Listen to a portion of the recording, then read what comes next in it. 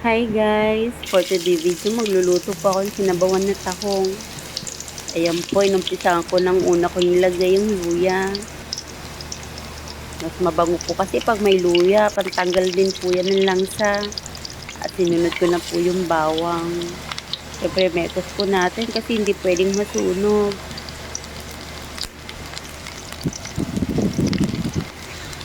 At syempre, susunod po natin ilalagay yung sibuyas. Ayan guys, pansin nyo, super dami. Mas masarap po kasi at mas malasa pag madami pong ilalagay natin. At mabango pa, syempre. Yan, nekos ulit. Yan, ilalagay po natin yung mga tahong. Super dami po yan guys. Pansin nyo guys, may mga dikit-dikit pa po. Nilinis ko pa po yan. Tagal-tagal ko pong matapos linisin yung tahong. Dami po pong lumot. Kailangan po tanggalin yung nakasiksik na lumot sa shell. Yan po yung kinain nila.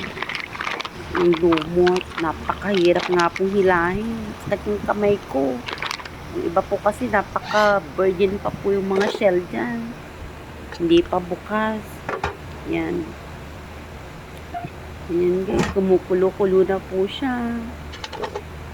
Then takpan po natin. And then after 30 minutes, open. Yan. Mekos-mekos ulit natin guys. Para halos lahat na luto. Nilagyan po natin siya ng patis. Hindi po natin lalagyan ng patis. Dagdag lasa po siya. Then, takpan ulit natin. And after 45 minutes, char. Open natin. Lalagyan na natin po yung sayo lang te. Yun. Sayo lang po talaga yan te. Sayo na po te. Mekos po natin. Then, open. Char. Kumukulo na. Then, nilagay ko po yung tatlong napaka-hot. Napakahabang sili. Siling green pong nilagay ko dyan guys. Wala po akong siling na buyo. Ayan guys, nilagyan ko na po siya ng tubig guys. 2 mangkok po yung nilagay ko dyan na tubig.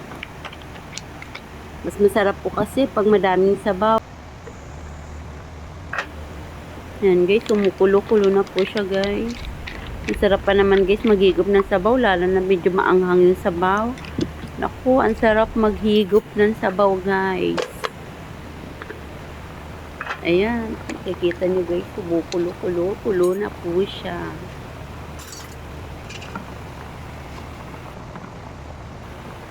Ayan guys, ilagay ko na po pala dyan yung daon ng sili. Medyo madami po yan guys.